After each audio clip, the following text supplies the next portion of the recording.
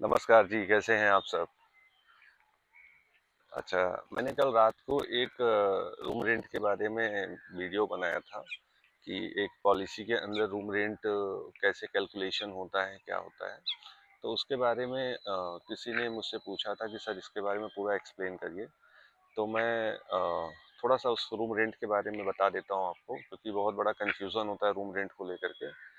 Actually क्या होता है कि जो हमारी पॉलिसी का सम एश्योर्ड होता है ना, नॉर्मली उसका 1% रूम रेंट कैलकुलेशन होता है। ठीक है, जब एक हॉस्पिटलाइजेशन होता है उसके अंदर जो बिलिंग होती है ना, तो रूम रेंट का उसके अंदर बहुत बड़ा रोल होता है। ठीक है, ओवरऑल बिलिंग के अंदर। ठीक है, और हमारे पूरे बिलिंग को ना रूम रेंट बहुत ज़्यादा इफेक्ट करता है।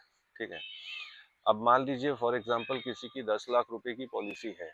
ठीक है, तो उसमें मोस्टली होता है क्या, 1% तक नॉर्मली हर एक कंपनियां room rent as a room rent देती है। यानी 10 लाख की पॉलिसी है तो आप 10,000 रुपीज़ पर डे का रूम रेंट आप ले सकते हैं।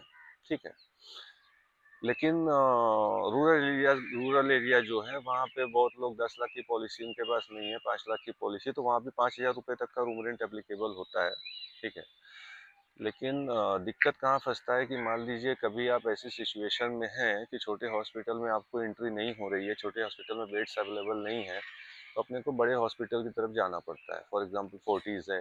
ठीक है, फॉर एग्जांपल वॉकहार्ड है। ठीक है, ऐसे बड़े हॉस्पिटल अपोलो है।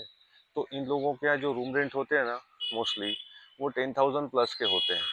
ठीक है, तो 10,000 प्लस में होता क्या है कि मान लीजिए पॉलिसी आपकी छोटी है। मान लीजिए फॉर एग्जांपल एक 12,500 रुपये का मैं रूम रेंट पकड़ रहा हूँ, 12,500 का रूम रेंट है, वहाँ पे अवेलेबल है। ठीक है, और आपने पॉलिसी ली हुई है 10 लाख की, तो एप्लीकेबल आपका 10,000 तक का ही रूम रेंट है।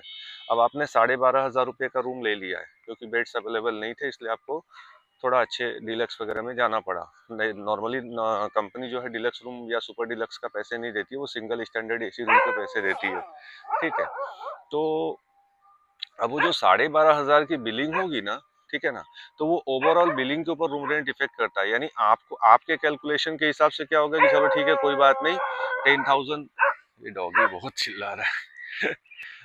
नॉर्मली 10,000 का रूम रेंट के हिसाब से आपको कंपनी दे देगी। आपको लगेगा चलो 2,500 रुपया है और 10 दिन का हमारा एडमिशन है, तो 25,000 रुपया हम एक्स्ट्रा आपको भर देंगे, कंपनी को भर, मतलब हॉस्पिटल को भर देंगे, बाकी पेमेंट तो कंपनी देगी।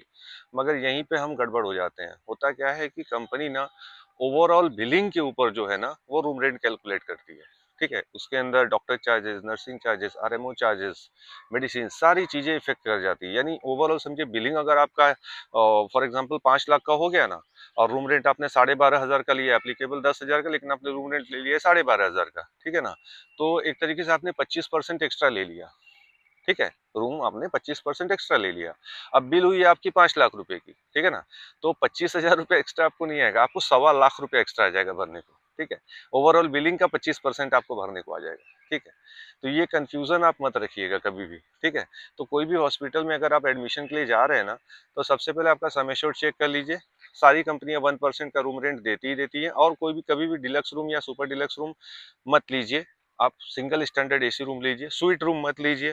क्योंकि अभी जिस कंपनी में मैं काम करता हूँ, ठीक है, वहां पे ऐसा है कि अगर आप 20 lakhs के ऊपर का सम एश्योर्ड ले रहे हैं, फॉर 25 lakhs का आपका सम एश्योर्ड है, या 1 करोड़ का, या 50 लाख का सम एश्योर्ड है, तो उसमें आप कोई भी रूम ले सकते हैं। स्वीट रूम भी ले सकते हैं, डिलक्स रूम, सुपर डिलक्स कोई भी ले सकते हैं। सब कंपनी उसका ओवरऑल पेमेंट करती है।